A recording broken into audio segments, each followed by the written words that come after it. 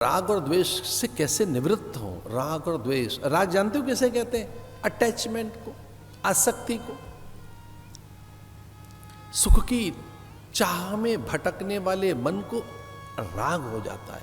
और राग उन पदार्थों से होता है जो सुख का संकेत देते हैं, सुख का आशय देते हैं, सुख का मूक निमंत्रण जिनमें छुपा हुआ है, जिनमें सुखाभास है, सुख छाया है, सुख का मूक आमंत्रण है, रूप में आमंत्रण है। तो कई बार मन रूप पर जाता है, वस्तुओं पर जाता है, पदार्थों पर जाता है, पद की ओर लालायित होता है, प्रतिष्ठित होना चाहता है, सम्मानित होना चाहता है, जयी बनना चाहता है, बड़े संग्रह और संचय में जाना चाहता है।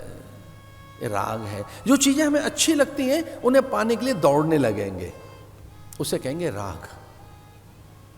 जो चीज हमें अच्छी लगती है, जो सुंदर लग रही है, रुचिकर, प्रियकर, सुखकर लग रही है, जो हमारे मन को मथ लेती है और बल्लात हटात हमें खींच लेती है, क्या अट्रैक्शन है उस चीज में।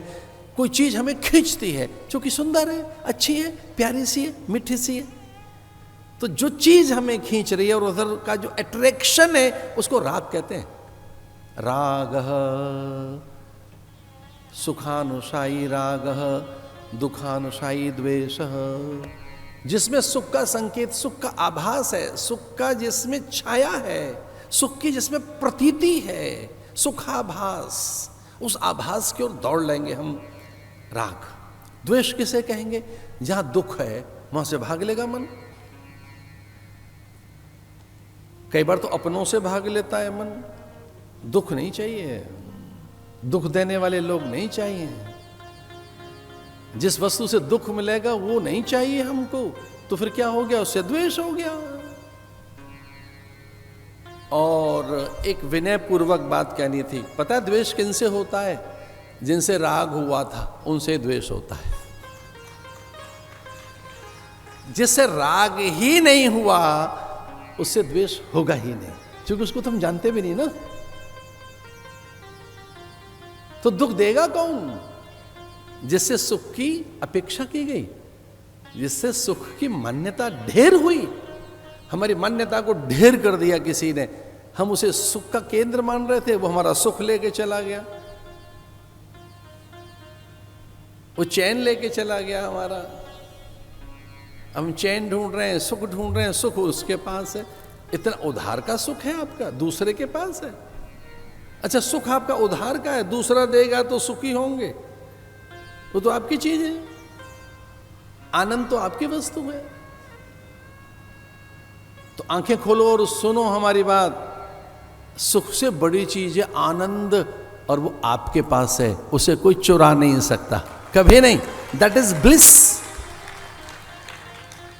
That is immortal, omnipresent, omnipotent, always exists in you, and nobody can snatch from you. Nobody can take away from you. आपसे कोई आपकी चीज कैसे छीन ले? आपको आपसे कैसे लेके जा सकता है कोई? हाँ, शरीर को क्षति पहुंचा सकता है, कुछ देर के लिए आपको अशांत कर सकता है, व्यथित कर सकता है, चिंतित कर सकता है, दुखित कर सकता है। आपको नहीं लेके जा सकता। आप तो नित्य वस्तु हैं। तो हम दुखी किसके कारण है? अविद्या, अस्मिता, राग के, द्वेष के कारण। एक अभिनिवेश। ऐसे ही जानते हो हम दुखी हैं, यूं ही दुखी हैं। दुखी क्यों? परेशान है हमारा। किस लिए? आजकल थोड़े परेशान चल रहे हैं। परेशान क्या? तो इतना ज्यादा हमने इसको याद कर लिया है, दुख को, क्लेश को, व्यथाओं को, कि हमें ये नहीं पता कि पल भर में हम अचानक सैड क्यों हो गए। हम अच्छे भले बैठे थे, कोई एक दृश्य, घटना, व्यक्ति, वस्तु, पदार्थ, पता नहीं क्या हुआ कि लो हम तो विषाद हो गया, हमें विषाद आ गया। विनिवेश, इसका अर्थ है खो जाने का डर। हमारी चीज खो न जाए, मान न खो जाए, हमारा अनुकूलता न चली जाए। आपकी चीजें खोने वाली है, इसलिए बार बार आपको लोग सावधान करते हैं। अब तो पूरे संसार में एक नया फैशन आ गया, हर आदमी आपसे कह रहा है टेक केयर, वो ध्यान रखना जरा अपना भैया।